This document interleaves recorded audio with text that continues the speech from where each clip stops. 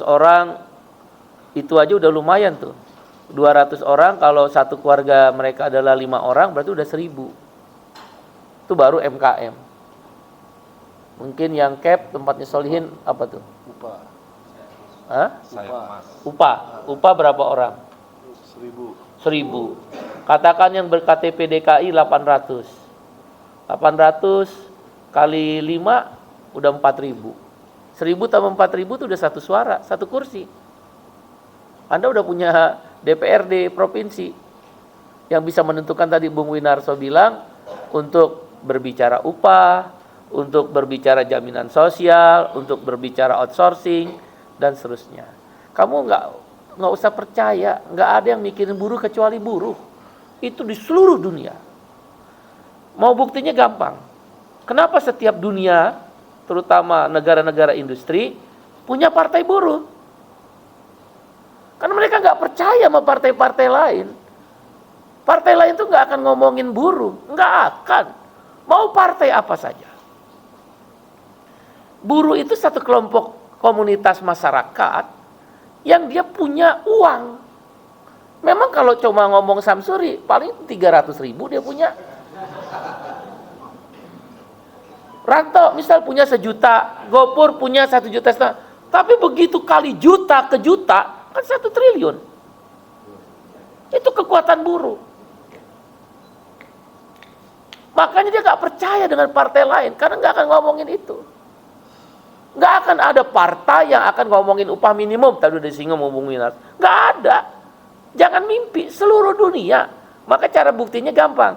Kenapa setiap negara industri pasti ada Labor Party? Ada 3 model kan, selalu saya bilang.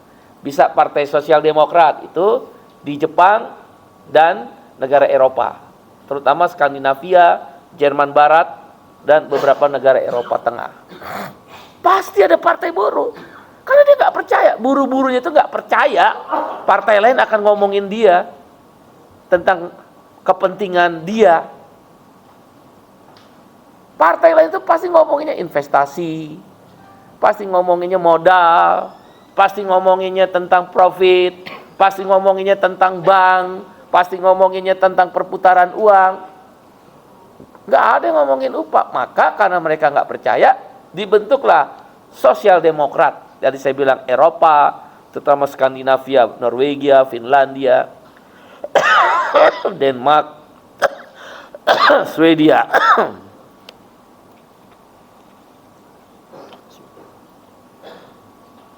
Yang kedua partai buruh atau Labor Party, Australia, Selandia Baru, Inggris. Inggris kan sekarang scammer kan, scammer itu presiden partai buruh. Sekarang Perdana Menteri Inggris. Karena dia nggak percaya, orang Inggris saja nggak percaya. Tapi saya ingin mengatakan itu Sosial Demokrat, Labor Party, atau Partai Sosialis Kiri. Itu biasanya di Amerika Latin. Tapi kalau Partidos dos Trabajadores de Lula itu Sosial Demokrat. Yang kiri itu di Chili. Di Polandia, Solidarite itu juga kiri. Di Jerman juga ada partai kiri namanya Die Linke. Itu saingannya Sosial Demokratnya Jerman. Karena mereka nggak percaya. Oleh karena itu hak-hak mereka sebagai warga negara dalam satu komunitas itu membentuk satu partai. Itu gampangnya itu aja. Buruh tuh nggak percaya. Nah, di Indonesia kita sudah memulai, yang dimulai oleh almarhum Profesor Dr. Mokhtar Pakpahan SHMA. Semoga diterima di surga sesuai amal agamanya ya. Itu haknya Allah. Jadi kita sudah mulai itu. Dan hari ini walaupun baru pertama kali suara partai buruh itu 972.000. Itu hampir 1 juta. Kumpulin aja 1 juta. Banyak. Kumpulin semua 1 juta orang. Kira-kira gimana? Itu kalau 1 juta orang dikumpulin, banyak. Apalagi partai baru 6 bulan lah ya kita kampanye ya. 6 bulan. 6 bulan aja 1 juta. Berarti kalau 4 tahun kan 8 kalinya, 8 juta harusnya. Itu baru 6 bulan 1 juta. Harusnya dalam 4 tahun ke depan kita bisa tingkatkan. Nah, itu dulu.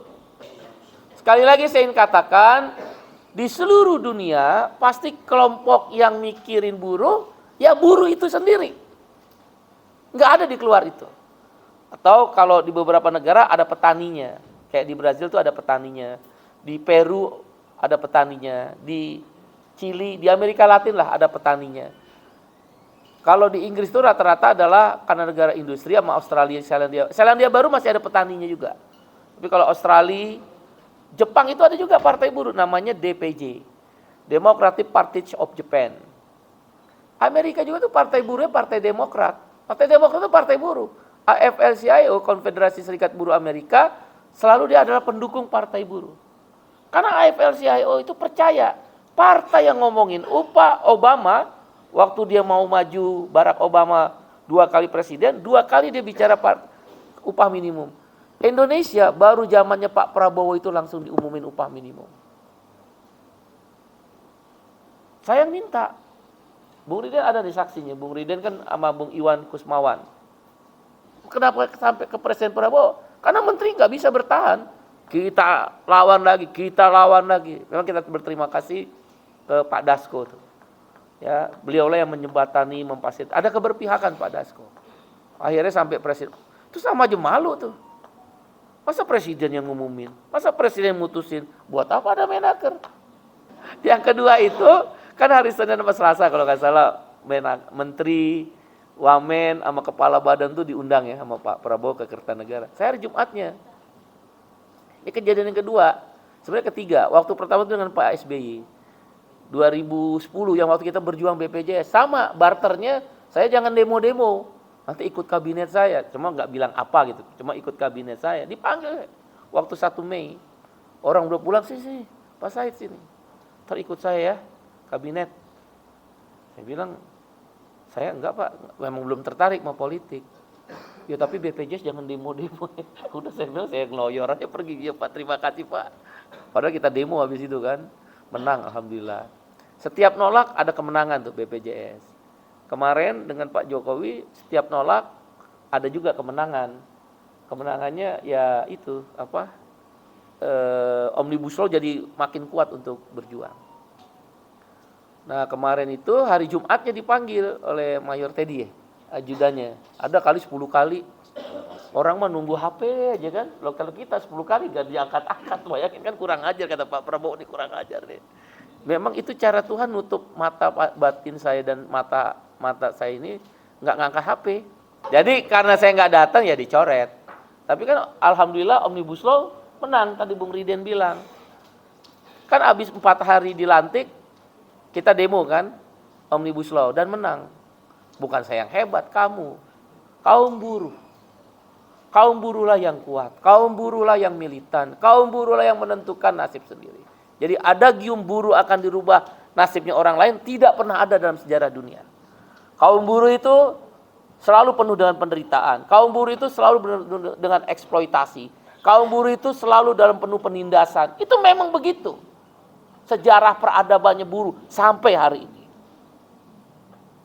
Maka dia bentuk partai buruh untuk melakukan perlawanan kelas. Perlawanan kelas secara konstitusional hanya satu, partai politik. Di luar itu adalah kudeta. Mau ngapain aja, misal demo besar-besaran, yang seperti saya bilang, mogok nasional tanpa ini, bisa dikenakan pasal kudeta. Tapi ketika kamu berjalan dalam jalur konstitusional, mendirikan partai politik, nggak bisa. Karena kekuasaan itu diperbutkan oleh yang namanya partai politik. Di seluruh dunia makanya dia pilih jalan konstitusional. Dan Alhamdulillah kita dirikan ini. Mudah-mudahan panjang ya. Dan panjang. Oleh karena itu sekali lagi, buruh yang bisa merubah nasibnya adalah buruh itu sendiri. Saya ingin masuk dalam tema pada hari ini, ada 3 bagian yang ingin saya sampaikan. Bagian pertama, saya bicara tentang upah minimum 2025 dan upah minimum sektoralnya. Bagian kedua adalah siapa di balik kemenangan-kemenangan isu perjuangan buruh. Bagian ketiga adalah mari kita perkuat perjuangan sosial politik kaum buruh. 3 bagian ini menjadi penting kenapa saya ingin mengundang PUK. Karena PUK dan Anda yang ada di RT-RT nanti pulang dari pekerjaan Anda, dari pabrik, dari perusahaan, dari tempat Anda bekerja, Anda menjadi makhluk sosial di RT-RT. Disitulah suara dipertaruhkan. Ini kita belum konsolidasi suaranya buruh. 2 juta aja udah dahsyat itu. Kita ambil 10% aja 200.000. Buruh yang di DKI itu 200.000 dengan keluarganya katakan 4 orang, satu kakak. Berarti kita punya 800.000. 800.000 Anda bisa satu fraksi itu. Satu fraksi di DPRD DKI itu. Bahkan Anda bisa maju sebagai wakil gubernur minimal. Itu kekuatan. Cuma kita belum gerakkan. Kamu masih malas. Kamu masih belum mengerti. Kamu masih belum menentukan arah. Padahal kamu adalah sebuah kekuatan. Suara adalah kekuatan dalam demokrasi. Karena demokrasi, titik terakhirnya adalah voting. Voting itu adalah pengambilan suara. Dan buruh adalah captive market. Satu kelompok masyarakat yang dia komunal. Agak tersendiri. Isunya tersendiri. Karakter orangnya tersendiri. Daya belinya tersendiri. Dia memang agak khusus. Yang tadi Pak Keno saya bilang dibikin partai buruh. Mari kita masuk tema pertama, upah minimum. Kalau nggak ada partai buruh dan serikat buruh, kau pikir dapat 6,5%? Apindo Kadin itu kan teriaknya 3%, 1,5 sampai 3%. Dia main di situ aja. Batas atas, batas bawah tetap ada. Udah ada keputusan MK aja, dia tetap maunya PP nomor 51. Karena kalau pakai peraturan pemerintah nomor 51, upah minimum itu naiknya paling tinggi 2,7%. Kalau 2,7%, upah minimum sekarang berapa? DKI? 5 juta. Ya katakan 5 juta. Kira-kira hanya 100.000 Anda dinaik upah minimum. Sekarang dengan 6,5%, hampir 400.000 Anda naik. Kasih tahu itu sama buruh-buruh. 400.000, ini belum upah minimum sektoral. Mungkin sektoral bisa 500.000. Ini kembali kejayaannya kaum buruh.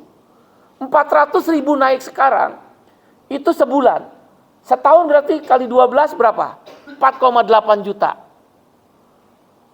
Partai buruh bersama serikat buruh telah memberikan kepada kaum buruh. Kamu kasih tahu 4,8 juta per bulan. Itu di luar kalau nanti Anda dapat pesangon. Kelipatannya naik lagi. Kan balik ke Undang-Undang 13. Itu kalau belum ngitung lembur. 173 kali 2 kali 3 perhitungannya naiknya 400.000. 400.000 belum bonus. 400.000 kali 12 bulan setahun berarti 4,8 juta. Buruh disogok 500.000 lah paling tinggi waktu pemilu. Itu untuk 5 tahun. 500.000 bagi 5 tahun setahun cuma 100.000. Mana yang kau pilih secara akal sehat? 100.000 atau 4,8 juta? Dan itu pun ada implikasi tadi. Bonus, pesangon, hitungan lembur, THR. Bikin kesadaran itu. Siapa yang berjuang? Partai buruh. Itulah yang membuat kemudian Bapak Presiden Prabowo mau nerima kita. Karena beliau punya keberpihakan. Karena beliau ingin semua kepentingan orang kecil juga diadopsi. Kan Apindo Kadin datang ke Menko Perekonomian pidato. Dia emangnya menterinya pengusaha. Kan dengan Apindo Kadin doang tuh dia melakukan konferensi pers. Di situ saya melihat, wah, ini mulai main-main lagi selama seperti yang 10 tahun sebelumnya. Padahal saya tahu Pak Prabowo beda, ada keberpihakan Pak Presiden Prabowo. Kan kita mengenal Pak Presiden Prabowo. Pak Abdullah, sini Pak Abdullah. Pak sini Pak. Ya Pak sini Pak. Kita beri aplaus buat Pak Abdullah ya. Ketua Umum FSPK. Pak sini Pak.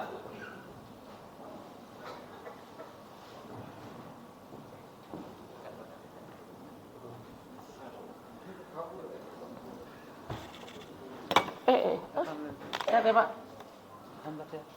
Silakan Pak. Pak. Mana Winarso kok kabur kayak Samsuri juga dia? Oh, ke toilet.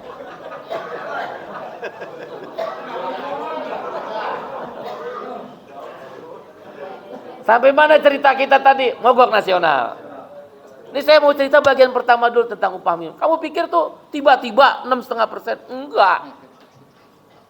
Partai Buruh mengambil bersama serikat-serikat buruh, KSPSI Andi Gani, ada SPCAP, ada SPN Bung Jinto, CAP-nya Pak Abdullah, ada KSPI, ada SPN, ada TSK-nya Bung Jinto, ada CAP Bung Nandar, ada FSPMI Bung Riden, dan teman-teman yang lain, ada Aspek dan teman-teman yang lain. Dengan kita begitu itu jadi imbang, serat. Dan kita harus terima kasih pada Wakil Ketua DPR RI Pak Sufmi Dasko memfasilitasi. Maka ketemu dengan Pak Presiden Prabowo. Wah, ngotot dia. Saya ngotot lagi. Di istana aja saya ngotot. Marah-marah kan, karena saya bilang jangan ngejebak bahasa-bahasa yang presiden nggak memahami, tapi maknanya jadi berubah. Contoh, menggunakan kata-kata, masih menggunakan kata-kata PP nomor 51 tahun 2023, itu kan ngejebak. Presiden kan nggak tahu PP nomor 51 apa. Jadi seolah PP 51 tetap jadi dasar. Padahal PP 51 sudah dihapus dengan keluarnya keputusan MK. Gitu. Marah yang mereka. Saya bilang jangan cari bahasa yang ngejebak ya, sampai berdiri tuh beliau nunjuk.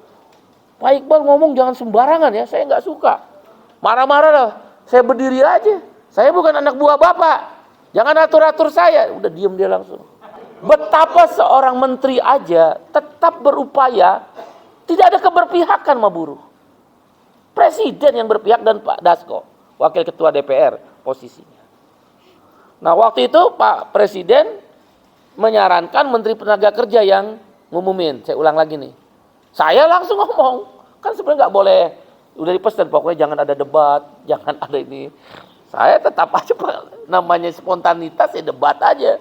Pak Presiden saya nggak setuju, harus Bapak yang ngumumin. Kenapa Pak Iqbal?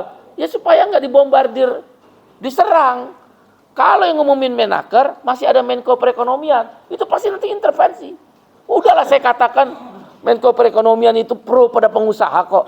Yang tadi saya bilang kok dia konferensi pers cuma dengan Apindo Kadin, emang buruh kemana? Emang dia menterinya Apindo Kadin? Dan kayak gitu-gitu harus dibaca, Bung. Terus, pasti saya bayangin Menaker juga akan diserang oleh Pak Menteri Investasi, Menteri Perdagangan, Menteri Penduduk, pasti dia akan nyerah. Di Sansakbu itu nyerah. Daripada dia dipecat, mendingan dia hantam buruh. Menteri semua begitu, Bung. Misal pilihan dipecat karena bertahan untuk membela, terus merendahkan orang yang mau dibela. Oh dia milih di sini, jangan dipecat. Emang lo pikir dia mikirin lo? Kagak. Kalau yang kusut gitu nggak pernah ngasih duit dia kok. Jadi enggak. Nah, apa namanya?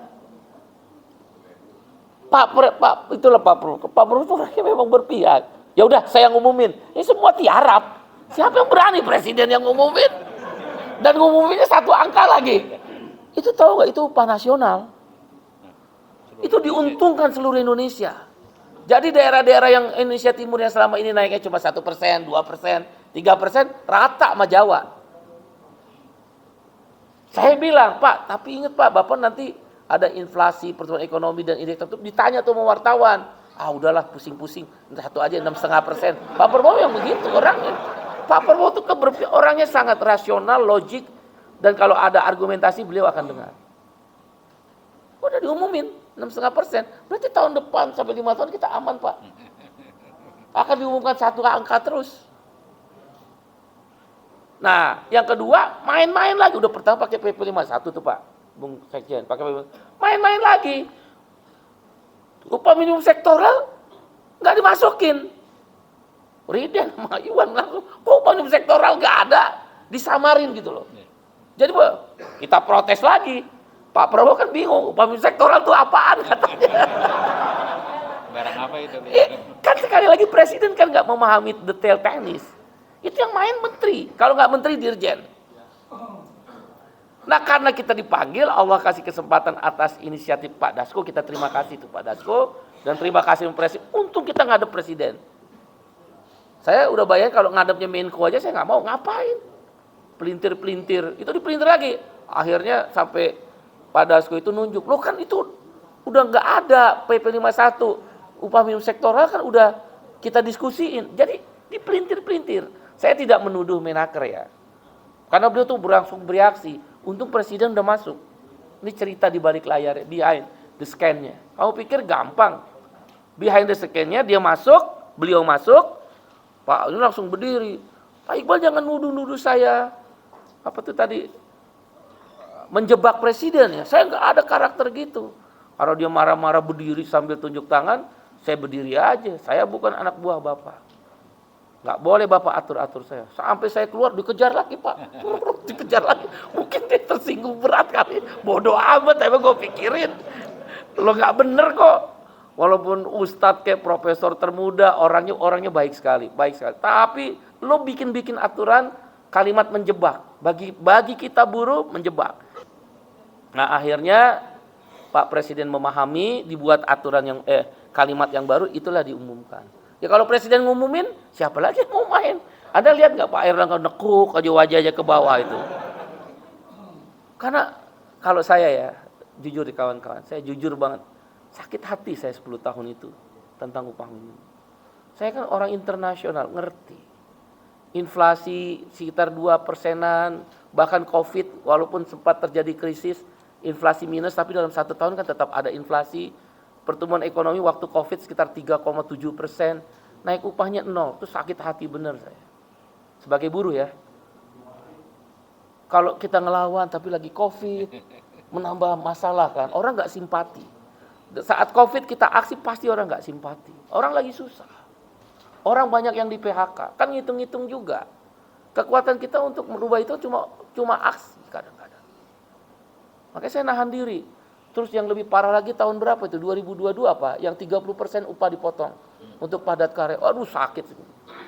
Sakit. Saya terus terang sama Ibu Menteri langsung menyatakan lawan politik saya itu. Di media selalu kita marah.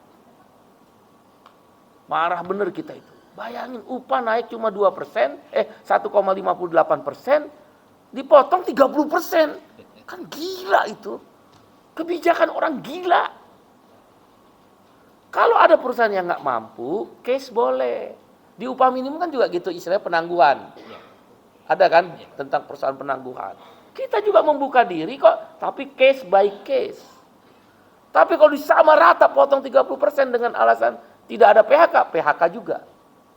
Pertama akhir Presiden setuju diumumkan oleh beliau langsung, kita sangat mengapresiasi. Yang kedua upah sektoral bahasanya jelas, PP 51 di drop. Angka 6,5% itu memang adalah angka yang diberikan oleh Presiden Prabowo. Menteri ngusulnya sekitar 6%. Dan upah sektoral bisa lebih tinggi lagi, mungkin 7%, mungkin 8%, mungkin 10%, ya kawan-kawan lah yang memutuskan.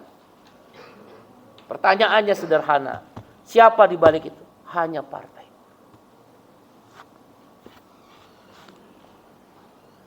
Terus kamu nggak pilih partai ini, apa cita-citamu tentang buruh di masa depan itu?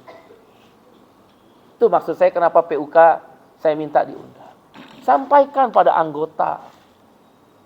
Sampaikan pada buruh, baik itu berserikat, tidak berserikat. Ini angka, ini perjuangan, bukan tiba-tiba. Muncul 6,5%, disitulah di balik layarnya partai buruh. Ada perjuangan KSPSI, AGN nggak? Ada. Ada perjuangan KSPI nggak? Ada. Ada KPP? Ada. Tapi yang paling terdepan partai buruh. Dari mana? Ketika bersama Gekanas juga mengajukan gugatan di bawah pimpinan Pak Abdul, Gekanas itu yaitu Omnibus Law Undang Cipta Kerja. Berubahlah dari 21 norma hukum yang dirubah keputusannya oleh MK tentang Omnibus Law Undang Cipta Kerja, 21 norma kan, artinya ada 21 pasal. 9 diantaranya 9 norma itu kalau saya nggak salah dari norma nomor, kalau saya nggak salah ya, nomor 8 sampai nomor 17. Berarti 10, bukan 9. 10 norma itu berbicara upah minimum. 11 normanya lainnya berbicara yang lain-lain, outsourcing, karyawan kontrak, dan sebagainya, TKA, dan sebagainya. Betapa pentingnya di dalam satu undang-undang itu mengatur tentang upah. Siapa yang peduli? Hanya partai buruh. Sampaikan kepada anggota itu. Sampaikan pada kaum buruh untuk modal sosial 2029. Ini kita belum masuk parlemen di DPR. Andaikan saja Tuhan izinkan Partai Buruh 2029 masuk di DPR, banyak lagi yang bisa kita kerjakan.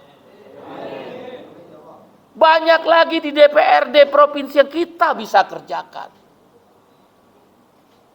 Partai kecil tidak masuk parlemen aja tadi di pilkada-pilkada dihitung orang. Partai kecil ini bisa mengguncang republik. Karena ada serikat buruh. Karena serikat buruh kan inisiator ya. Inisiator kan Bung Sekjen ya. Inisiatornya partai buruh. Maka saya berkepentingan menyampaikan ini pada kawan-kawan. Sampaikan ke teman-teman di pabrik itu. Mau capnya Bung Nandar, capnya Pak Abdullah, SPN, Bung Iwan, TSK Bung Jinto, FSPMI, apalagi. Ya, sebenarnya kalau lem bareng kita itu cocok sebenarnya. Karena lem itu juga garis perjuangannya kuat sebenarnya. Di Kaikanas kan masuk juga sebenarnya lem itu. Cuma menyempal sendiri, ya udah nggak apa-apa, ntar pelan-pelan bergabunglah. Kita selalu membuka diri. Sampaikan sama mereka semua bahwa dia dapat nanti 400.000 yang biasanya cuma 81. Kemarin kan 81.000. Biasanya 81.000, sekarang dia punya 400.000. Kalau pakai sektoral, dugaan saya mungkin bisa 500.000. Kali 12, 4,8 juta sampai 6 juta. Daripada dia terima besok pemilu cuma 500.000 5 tahun. Dibagi 5, berarti setahunnya cuma 100.000. Masa rendah sekali harga buruh. Kita mulai dari yang kerja-kerja dulu, supaya logikanya nyambung. Tuh, upah minimum. Nah, karena itu saya minta di bab upah minimum ini, perjuangkan 6,5%, berarti sekitar 400.000 kalau Jakarta.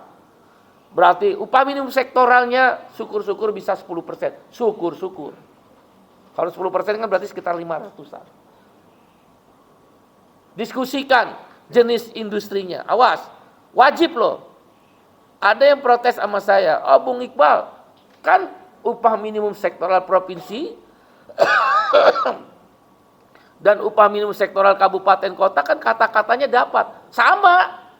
UMP wajib. UMK juga kata-katanya dapat. Tapi dia dapat wajib. Bukan dapat fakultatif. Dia satu nafas. Dapat itu dapat wajib. Bukan dapat fakultatif. Fakultatif itu boleh milih. Bisa dapat, bisa tidak dapat. Itu namanya fakultatif. Jadi antara sektoral dengan regional di atas itu sama. Gubernur wajib memutuskan upah minimum provinsi. Baru di keduanya kan di Permenaker nomor 16 itu. Gubernur dapat menetapkan upah minimum kabupaten kota. Sama dapat. Dengan analogi yang sama, maka di upah sektoral juga sama. Awas lu main-main kalimat lu. Memang mereka mau main kalimat terus. Bahkan, itu yang pertama ya, yang upah minimum, sektoral jadi wajib. Saya ingatkan jangan coba-coba kamu bikin perjanjian yang menyatakan membayar upah minimum di bawah yang sudah ditetapkan pemerintah. Penjara 1 tahun. Saya penjarain kamu 1 tahun sampai 4 tahun. Bener. Coba-coba Samsuri bikin perjanjian, gua penjarain 4 tahun, bukan 1 tahun. Ingat tuh Sam, Anda kebiasaan membuat perjanjian itu sebenarnya. Enggak, itu baru dugaan. Belum tentu benar. Jadi saya ingatin ya, sekarang itu, loh yang bikin kan mereka sendiri, Omnibus Law. Pasal 88E, Undang-Undang nomor 6 tahun 2023, buka. Saya nggak ahli hukum, tapi saya kayak gitu-gitu cepet nangkepnya. Karena yang ngomong itu Menaker. Jadi yang nggak bayar upah minimum, di bawah upah minimum kalaupun dia bayar, maka penjara, pidana loh, kejahatan pidana, bukan perdata. 1 tahun hingga 4 tahun atau denda, bukan denda, dan atau denda. Artinya dua-duanya melekat. 100 juta sampai 400 juta. Jadi kalau kamu coba-coba, kan ada suka tuh PUK, PC, dia bikin di Cimahi katanya Pak Abdullah, dan di Bandung udah mulai digerilya sama Apindo. Begitu kamu bikin, kita laporin penjara kamu. Harus kita bikin jerak juga, walaupun itu kawan. Karena berjuangnya itu 10 tahun. Berjuangnya itu 10 tahun upah minimum. Kita semua. Kamu semua, bukan pimpinan-pimpinan saja. Tapi di balik itu ada partai buruh. Kita terima kasih dengan tim hukum kita, Nasef dan Said Salahuddin, dan teman-teman Gekanas juga membuat gugatan yang sama. Sampaikan itu. Itu yang pertama, bab tentang upah minimum. Jadi satu, sampaikan hanya kalau bicara partai politik, hanya partai buruh yang memperjuangkan upah. Yang kamu terima 400.000, insya Allah nggak ada tawar-menawar di Jakarta. 400.000 kaliin aja. Ya 300.000 lah. Kalau 507 kali 6,5, ya 350.000 sampai 4. Coba hitung lagi pakai kalkulator. Ya, kamu kasih tahu sama buruh-buruh itu. Di situ ada, kalau partai politiknya ya, kalau serikat buruhnya tadi kan udah disebut KSPSI AGN, KSPI, FPSPMI, SPN, TSK, KEP, ada di Gekanas juga di dalamnya. Tapi kalau bicara partai politik, hanya partai buruh. Sampaikan kawan-kawan. Daripada tadi cuma 500.000 5 tahun dibagi 5, dia dapat 100.000. Saya nggak bisa bayangin kalau kita masuk DPR. Ya, itu baru upah minimum. Sampaikan, ini saatnya. Tahun depan sampaikan lagi, tahun depan sampaikan lagi. Insya Allah naik terus mungkin. Kita doakan Pak Presiden Prabowo sehat walafiat ya. Pak Dasko juga sebagai Wakil Ketua DPR juga sehat walafiat ya. Karena beliau selalu menjembatani. PPN naik 12%, kalau dijembatani kan hanya untuk barang mewah kan. Ya, kita berterima kasih juga. Oke, itu satu bab pertama. Bab kedua, siapa di balik kemenangan isu buruh? Partai buruh. Mari kita tarik sejarah agak ke belakang sedikit. BPJS. Kamu yang hadir di sini, KSPI, KSPSI AGN, Pak Abdullah, KEP, Bung Riden, SPMI. Siapa itu? Bung Iwan, SPN, Bung Nandar, SP KEP, Bung Jinto, TSK. Tanya, 2010 siapa yang turun? Yang sekarang bergabung di Partai Buruh. Jadi BPJS adalah sumbangsih pertama ketika tarik ke belakang. Itu adalah perjuangannya kaum buruh. Yang bergabung kemudian membentuk Partai Buruh. Sampaikan. Tadi bab upah minimum udah jelas. Sekarang bab siapa di balik kemenangan-kemenangan itu? Partai Buruh. Adanya BPJS seluruh rakyat menikmati seumur hidup, semua jenis penyakit, unlimited ya kan Bung Gofur, Jamkes Watch, itu Partai Buruh. Memang dalam perjuangan di parlemen, karena kita waktu itu belum ada partai, personalnya seperti Mbak Rike Diah Pitaloka, Oki Asokawati, Matri Agung, Surya Chandra Surapati, Mbak Ning itu siapa? Mbak Ning? Pak Asbala Tabrani. Mbak Ning itu siapa? Ripka Citaning. Betul. Tapi aktor utamanya adalah gerakan buruh yang bermetamorfosis ke partai itu. BPJS. Yang kedua, siapa yang membuka ruang ketika demokrasi itu dikuasai oleh segelintir elit dengan menggunakan uang, membeli partai sehingga demokrasi menjadi mati. Muncul Partai Buruh, gugatan judicial review undang-undang pilkada. Kebuka semuanya. Demokrasi kembali menjadi sehat.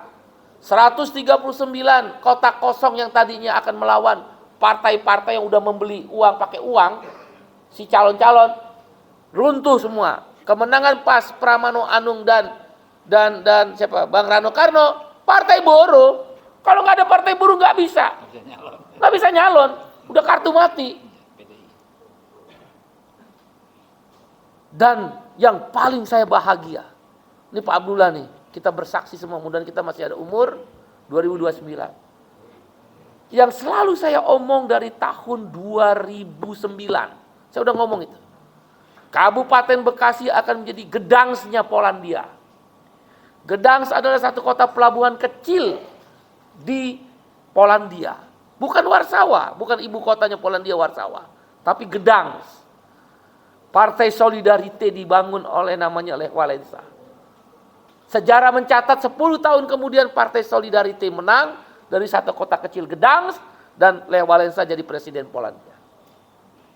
Sao Paulo dan Porto Alegre, dua kota kecil, bukan Brasilia, ibu kota Brasil, tapi dua kota kecil namanya Sao Paulo dan Porto Alegre yang mengantarkan Partidos dos Trabalhadoresnya Lula da Silva, itu partai buruhnya Lula.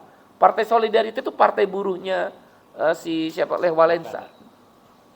Menang Lula 2 periode, hari ini Lula berkuasa kembali. Bukan dari Brasilia. Labour Party yang sekarang dipimpin oleh Anthony Albanese Perdana Menteri itu lahir dari Sydney, satu kota metropolitan memang, bukan Canberra. Labour Party atau Partai Buruh Bergerak. Manchester, kota industri di Inggris yang sekarang Scamer menjadi Perdana Menteri, itu keluar. Saya waktu itu dari 2009 udah ngomong, satu ketika Kabupaten Bekasi akan menjadi Gdańsk-nya Indonesia, menjadi Sao Paulo-nya Indonesia, menjadi Porto Alegre-nya Indonesia, menjadi Sydney-nya Indonesia, menjadi Manchester-nya Indonesia. Udah terbukti. Gara-gara Partai Buruh menang revisi Undang-Undang Pilkada. Wakil Bupati Bekasi, Dr. Asep, itu murni kadernya Partai Buruh, tercatat di KPUD. Ya, terpilih, menang dengan berpasangan dengan adik Kunang dari PDIP. Itu Dr. Asep punya kartu Partai Buruh, pengurus Partai Buruh, walaupun dia ada belakangan masuk, tapi tercatat. Saya bilang sama beliau, jangan korupsi. Ada keberpihakan walaupun tetap memperhatikan pengusaha. Karena Bekasi adalah, Kabupaten Bekasi kan kota industri terbesar di Asia Tenggara. Itu kota industri terbesar Asia Tenggara. Kalau di Asia kita kalah dengan Korea Selatan dan Jepang aja. Saya pesan sama beliau, 2029 kamu bupati. Dan target kita 7 kursi Pak Abdullah, Bung Sekjen Ferry, Bung Riden. 7 kursi di DPRD Kabupaten Bekasi.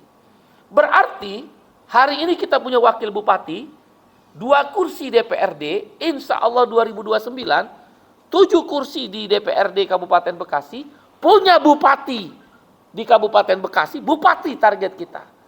Dan punya, kalau nggak bisa ketua DPRD, minimal wakil ketua DPRD. Berarti Bekasi, cikal bakal 2009, Gdańsk, Sydney, Porto Alegre, Sao Paulo.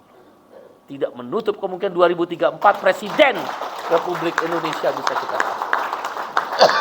Mungkin Pak Abdullah bisa jadi Gubernur Jawa Barat, bisa jadi Menteri, atau boleh jadi Presiden atau Wakil Presiden. Itu kekuatan buruh.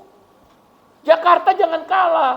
Saya berharap, walaupun calon Anda kalah, Pak RK, tapi Anda bisa meyakinkan tadi, siapa yang berjuang upah minimum? Partai Buruh. Siapa yang berjuang demokrasi bisa terbuka ruang lebar, seorang buruh bisa jadi gubernur, wakil, bupati wakil, wali kota wakil, karena Partai Buruh dengan undang-undang revisi pilkada. Semua aku ini, cuma kan mereka selalu menyamarkan, ini adalah keputusan MK. Emang keputusan MK tiba-tiba? Emang gak ada pendalilan-pendalilan dibuat oleh Katim Sus kita, Said Salahuddin, Bang Said dan Bang Nasef? Emang MK menguasai semua? Enggak. MK itu putusin berdasarkan pendalilan.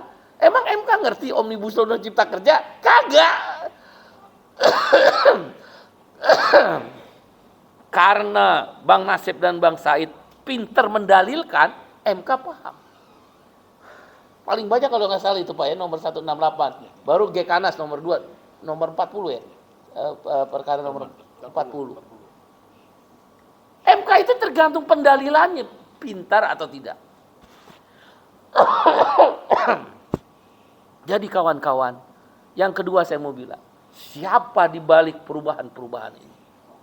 Bukan ingin sombong, partai. Semua partai yang ada, bahkan yang baru berdiri itu selalu ingin status quo. Saya ketemu 2 orang pengusaha besar lah. Mereka bilang ini, partai buruh itu akan besar di Indonesia, asal konsisten dia. Kenapa? Ada 2 kata dia. Ini pengusaha besar. 1, belajar dari negara-negara lain karena jumlah buruh udah banyak di Indonesia, maka suatu ketika partai buruh akan besar.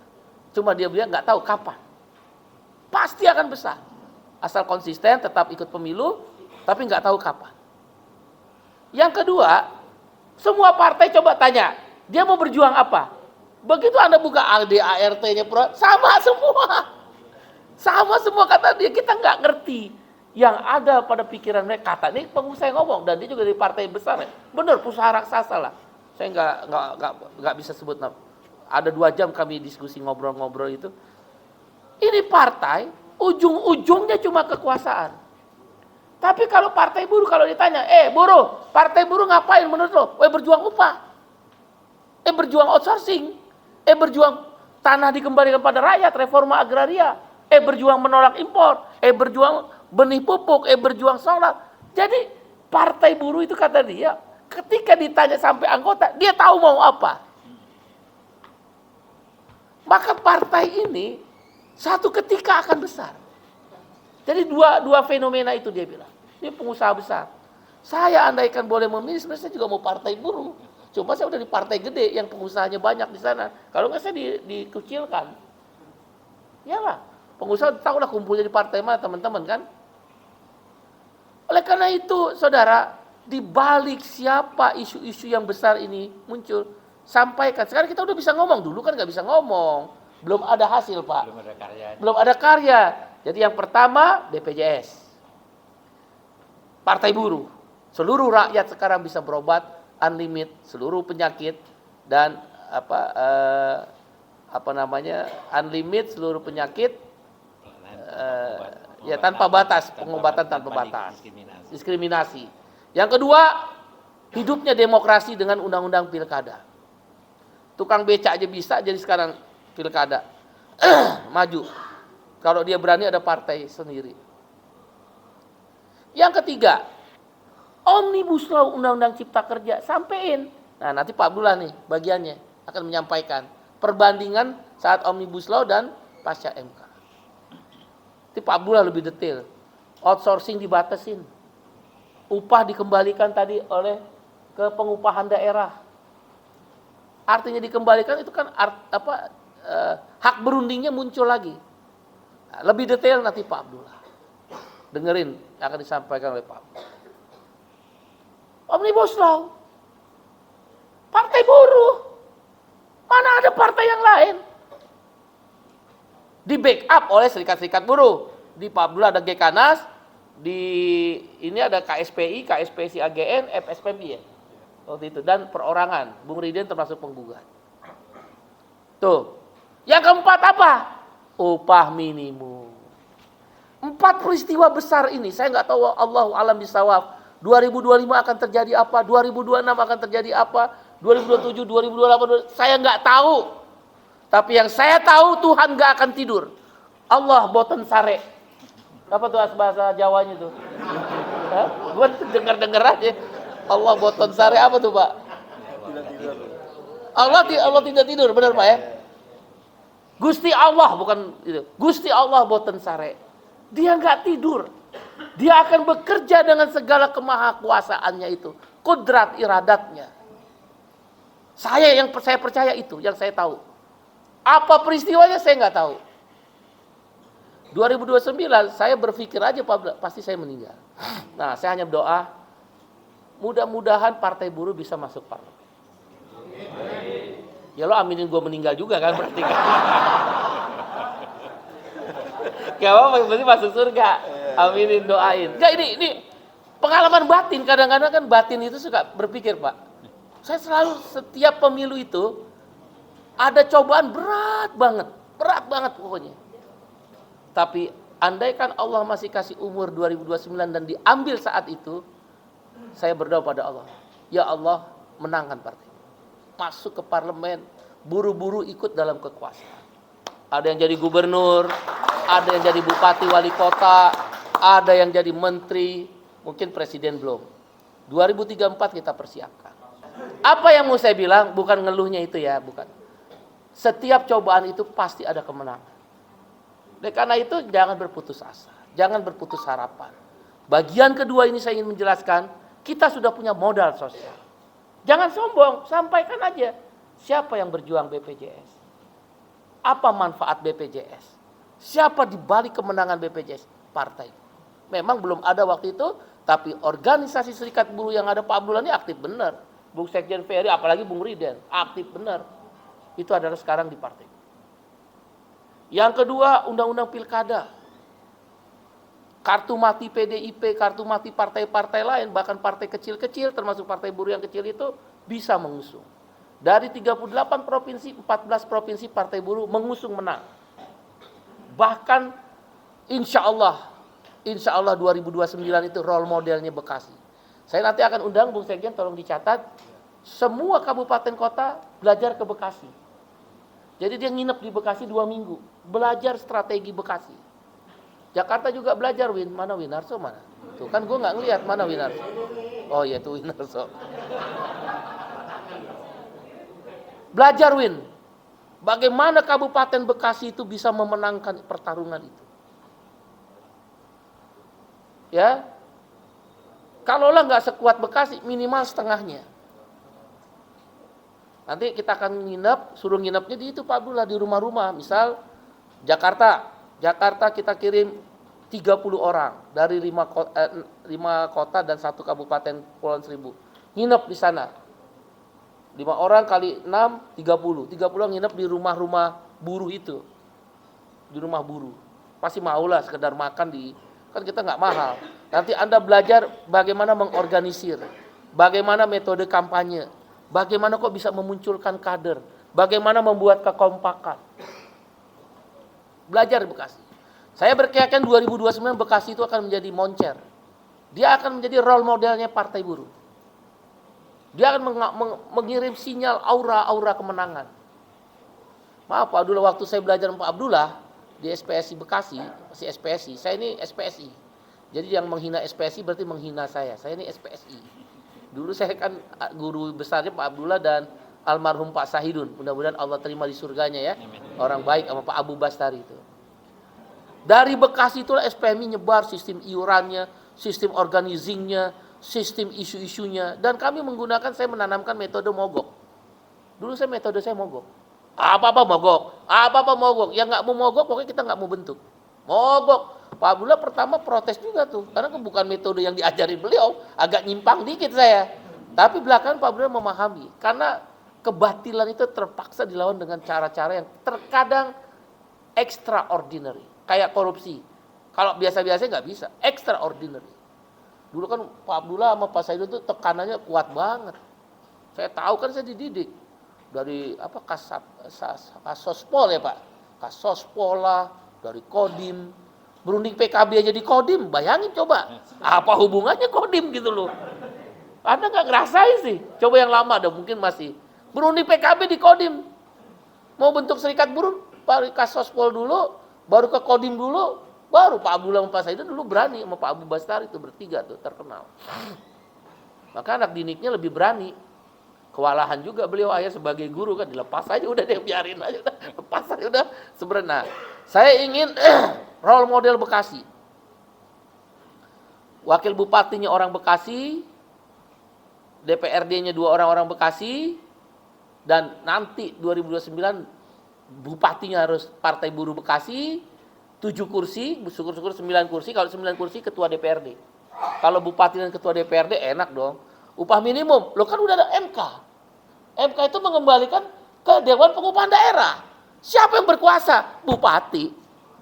Nggak bisa lagi dibatalkan oleh gubernur. Baca keputusan MK. Kuat. Kuat. Pengaturan outsourcing walaupun itu oleh Menaker, bupati punya hak untuk memberikan masukan atau merubah. Bikin aja perda. Perda kan sama dengan undang-undang. Itu role model tuh. Nah, mudah-mudahan Jakarta kalaupun nggak jadi wakil gubernur sama gubernur, minimal sih Wil 3-4 kursi DPRD harusnya dapat. Masa sama PSI kalah partai sosmed? Kan pakai sosmed doang. Anda punya kekuatan ya. Nah, siapa di balik itu? 4. Jelaskan. Kita udah punya modal sosial. BPJS, undang-undang pilkada yang membuka ruang demokrasi, kemudian Omnibus Law, undang-undang cipta kerja yang nanti akan dijelaskan Pak Abdullah, dan upah minimum. Cara jelasinnya tadi, lo dikasih 500.000 disogok 5 tahun, setahun cuma 100.000. Kami, ini udah bukti nih 6,5%, 400.000 sebulan, setahun 4,8 juta. Mana yang kamu pilih? Tapi ngomongnya harus keras. Jangan Anda ngomong lembek, Anda yang terima 500.000. Itu yang begitu kan? Siswa bener gak, Wo? Ya gimana orang mau nurut? Nah, maka saya masuk ke babak yang ketiga. Tadi babak pertama tentang upah minimum, babak kedua adalah bab kedua tentang siapa di balik peristiwa itu. Allah kasih kesempatan, Tuhan kasih kesempatan, Sang Hyang Widi kasih kesempatan sesuai agama kita masing-masing. Udah saya jelaskan di bab kedua. Nanti bab ketiga, yaitu apa yang harus kita lakukan dalam perjuangan ke depan. Saya minta rebut semua DPRD, kabupaten, kota, dan provinsi. Kemarin kita kelupaan tuh Pak Abdullah, karena nggak ngerti. Saya jujur aja nggak ngerti. Baru saya ngerti. Andaikan 514 kabupaten kota, minimal ada 1 orang atau 2 orang partai buruh, kuat. Berarti kita punya 1.000 DPRD kabupaten kota. Provinsi ada 38. Misal rata-rata 2, berarti kita punya 76. Kemarin tuh lupa. Nah, sekarang kita mau. Kemarin kita udah rapat presidium. Nanti Bung Sekjen lebih detail akan jelasin. Saya singkat aja. Basis perjuangan di RT dan di pabrik. Siapa bilang tidak boleh berpolitik? Keputusan MK di kampus dan di pabrik sekarang boleh berpolitik. Maka kita akan membentuk komisaris selain PUK. Kita membentuk komisaris partai buruh. Yang penting nggak boleh jam kerja. Waktu makan, Anda tiba-tiba bagiin selebaran, boleh nggak? Boleh, kata MK. Atau Anda ngomong, ambil aja mic. Kan nggak ada yang larang. Saudara-saudara, jangan lupa partai buruh. Ngomong aja setiap siang, makan siang. Yang lama ada pilihannya 2. Lu digebukin atau lu menang. Udah itu aja. Udah gitu aja. Digebukin orang kesel, gue lagi makan lo ngomong lagi makan lo ngomong lagi. Nah berarti kalau mau menang jangan digebukin, cari kalimat-kalimat yang bagus. Misal setel lagu partai buruh, setel aja. Kayak anak kita kalau dengerin Al-Quran mungkin atau agama lain ada doa-doa mereka masing-masing agama, anak kita kan lama-lama juga mendengar, hafal. Kalau dulu kalau saya ngaji orang Betawi namanya ngaji lekar. Ngaji denger. Jadi guru baca Yasin deh, Yasin wal. Kita denger, lama-lama hafal. Karena yang menangkap pertama itu, maka orang nonton TV dan denger radio lebih cepat denger radio. Kenapa anak-anak itu dikasih dongeng? Kan disuruh untuk mendongeng. Kan dia denger aja. Emang dia pikir dia bisa baca? Enggak, dia denger aja. Umur 2 tahun, 3 tahun. Nah, itu gampang tuh. Gampang, udah setel aja lagu partai buruh. Besok lu ngomong, jangan lupa partai buruh nomor 6. Udah gitu aja. Sebelum digebukin lu kabur duluan. Ya bener nih, serius ini. Bener serius. Kita akan bikin komisaris di PUK, PSP. 2 orang aja. Gak usah banyak, tukang berantem tuh cukup 2. Cari yang paling kira-kira model Mubarok dan model Pangkorda DKI itu. Yang satu gede badannya, yang satu kecil. Antara Sunio dan Giant. Pokoknya 2 orang itu aja. Kerjanya kalau udah mulai makan siang, dia siapin itu plug speaker. Ya tadi, jangan lupa partai buruh nomor 6. Dah sebentar. Terus besok mungkin seminggu 2 kali deh, jangan setiap hari. Putar lagi, sekali-sekali bagiin selebaran. Tapi itu nggak akan membuat kemenangan. Itu hanya meningkatkan popularitas partai buruh. pengenalan. Nah, kemarin kita udah putusin basis kita RT. Misal Winarso, lo dapil berapa Win? 4. Berapa TPS? 2.800 TPS, dapil 4. 2.800 TPS, dapil 4. TPS itu RT, satu RT itu satu TPS. Nah, ada juga yang RT besar, kayak RT saya itu 2 TPS, tapi jarang lah. Satu RT, satu TPS. Kita udah targetkan, ambil 60% RT harus dibentuk komisaris RT. Jadi dari sekarang kerjanya.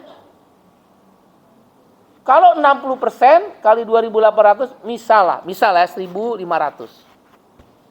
1.500 RT udah dikerjain tuh. Tinggal lihat ada berapa kelurahan di dapil 4 itu. Misalnya katakan 10 kelurahan. Nggak usah semua 10 kelurahan. 3 kelurahan, tapi targetnya 1.500 RT, kita mapping yang banyak buruhnya. 1.500 RT, ya misal Win, dari 2.800, nggak usah semua. 1.500 RT aja fokus. Terus aja bentuk komisaris RT. Satu RT, kalau dia 60%, 3 ya. 3 Bung Sekjen ya. 3 komisaris. Jadi 1 RT, 3 komisaris. 1 komisaris RT atau 3 KK deh, gampangnya itu, 3 KK. Jadi Anda cuma nyari 3 KK 1 RT, 3 orang. Masa nggak bisa sih 3 orang? Cari 3 orang atau 3 KK. 3 KK itu isinya 4 orang kan? Istri, suami, anak 2. 4. Jadi 4 kali 3, 12. 12 kali 1.500 berapa? 18.000 satu kursi. Jadi udah dapat satu kursi, udah ketahuan dari awal. Nah, kita targetkan 2026 tuntas. Jadi Winarso di dapil 4 2.800 ditargetkan cuma 1.500 RT. 1.500 RT, setiap RT-nya cuma nyari 3 KK. Nanti Samsuri juga misal dapil 4 juga sama. Misal dia karena nggak mampu, kita tahu kemampuan Samsuri agak rendah, jadi misal dia targetin 500. 500, nanti dia cari setiap RT-nya misal 3 KK juga. Itu akumulasinya bisa dapat 2 sampai 3 kursi. Jadi Partai Buruh nanti udah tahu kursi itu akan dapat di mana. Sama Bung Sekjen Ferry. Bung Sekjen Ferry berapa ini dapil Jabar 2, Kabupaten Bandung dan Kabupaten Bandung Barat? TPS 16.000. 16.000. Kita ambil 40% aja. 40% kali 16.000 berarti 6.400. Anggaplah 6.500. Udahlah 6.000. Jadi Bung Ferry nanti nggak semua kayak kemarin garamin air laut. 6.000 RT aja. Satu RT 4 KK, ambilnya 4 KK. Satu RT 4 KK. 1 KK 4 orang. 4 kali 4 berarti 16 satu RT. 16 kali 6.000 96.000 satu kursi. DPR RI lolos. Bung Iqbal, kita nggak punya uang saksi. Saya udah janji sebagai presiden partai kalau kepilih lagi di kongres nanti. Ya kalau nggak kepilih gue nyari duit sendiri. Nggak bercanda. Saya udah janji sampai dengan katakan kita butuh, udah kita hitung 80 sampai 100 miliar ya. Insya Allah saya bisa. Jadi nanti saksi-saksi itu per orang 200.000. Uangnya halal. Halalan thayyiban. Halalan thayyiban. Insya Allah baik. Banyak pengusaha baik sekarang udah mulai melirik Partai Buruh. Dia mau bantu orang-orang kecil kan. Biar di parlemen itu seimbang kata beliau-beliau itu. Saya udah punya gambaran dan ini tidak melanggar undang-undang. Kan undang-undang boleh. Perusahaan boleh bantu 10 miliar, orang bantu 1 miliar. Dan saya jamin sama kawan-kawan kemarin, insya Allah yang saya minta bantuan ini tidak ada ikatan apapun. Cuma karena simpati. Ada orang baik itu banyak. Selama ini AGN juga kan. Dan ada orang tertentu yang bantu kita. Saya udah janji 100 miliar. Nanti kita akan kasih yang RT-RT itu, dia jadi saksi 200.000.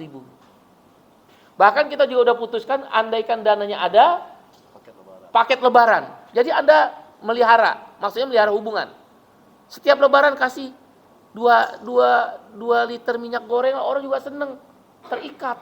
Apalagi dia tahu upahnya diperjuangin. Apalagi dia tahu THR-nya diperjuangin, apalagi dia tahu bonusnya diperjuangin. Maulah dikasih 2 liter minyak goreng aja. Bahkan bisa jadi dia tolak, kasih yang lain. Insya Allah menang, Win. Menang insya Allah. Tapi saya minta semua kawan-kawan PUK bantu. Bayangin tadi PT UPA ada berapa? 1.800 saja. Dia menyebar di RT-nya itu masing-masing. Dan dia dengan sukarela, dengan ikhlas. Karena panggilan perjuangan, panggilan suci untuk merubah negeri ini. Saya yakin kemenangan itu datang. Karena kita udah lebih selektif, Pak Abdullah. Udah tahu. Pertama, tadi ingat, ada upah minimum. 2, ada peristiwa-peristiwa modal sosial, BPJS, Omnibus Law, Undang-Undang Pilkada, dan sekaligus undang-undang terkait upah minimum. Dan yang ketiga, strategi RT. Pengenalannya nanti di strategi komisaris pabrik. Boleh, sekarang udah boleh berkampanye di pabrik, sepanjang bukan jam kerja. Misal waktu istirahat makan siang, pulang kerja, boleh, di dalam pabrik itu boleh. Maka kita akan bangun. Bahkan kami nanti terakhir, strateginya adalah JR undang-undang. Undang-undang, termasuk nanti, nanti jadi parliamentary threshold itu misal di Dapil. Jadi kalau Bung Ferry menang di Dapil Jabar 2, dia nggak harus nunggu di Dapil lain menang, Pak. Tetap jadi. Jadi parliamentary threshold itu di Dapil. Dan kemungkinan besar kata-kata Tim Sus menang. Karena basis pemilu kita adalah basis Dapil. Ya, oke. Ketemu kan korelasi antara perjuangan serikat buruh, serikat petani. Petani memang masih lemah, nanti kita coba. Tapi serikat buruh lah. Perjuangan serikat buruh dan partai buruh dah blek. Ibarat baut dan mur. Sampaikan, tolong sampaikan. Apa yang saya omong ini percuma kalau Anda nggak membantu saya, membantu partai, membantu negeri ini, membantu kaum buruh supaya ada perubahan. Kita nggak berkuasa aja sudah banyak berbuat, apalagi kalau Allah izinkan rakyat beri amanahnya, khususnya buruh, mudah-mudahan jauh lebih kuat. Demikian, mudah-mudahan kawan-kawan bisa memahami. Jadi ada 3 babak itu yang harus Anda selesaikan setelah ini. Siap memenangkan Partai Buruh? Siap memenangkan Partai Buruh? Partai Buruh? Partai Buruh? Partai Buruh? Partai Buruh? Bagi yang belum mempunyai kartu anggota, ayo bikin kartu anggota. Murah kok itu, nggak bayar. Ya, Anda teman-teman PUK yang hadir hari ini, tempat Anda cuma partai. Percaya sama saya. Tadi udah saya ceritakan dari awal hingga akhir. Demikian, nanti kita dengarkan apa perjuangan yang perubahan keputusan MK tentang Omnibus Law oleh Pak Abdullah, dan terakhir nanti oleh Bung Sekjen Ferry berkenaan dengan strategi-strategi pemenangan Partai Buruh. Mohon maaf apabila kata-kata tidak berkenan, saya pamit dulu karena saya mau ketemu Duta Besar Amerika, ada undangan, nanti dilanjutkan Pak Abdullah dan Bung Ferry. Ya, terima kasih. Assalamualaikum warahmatullahi wabarakatuh. Salam, Om Santi Santi Santi Om, sesuai doa dan agama kita masing-masing. Makasih ya, sampai jumpa. Alhamdulillah, saya duluan. Terima kasih Pak. Amin, amin, ya Allah, amin, ya Allah.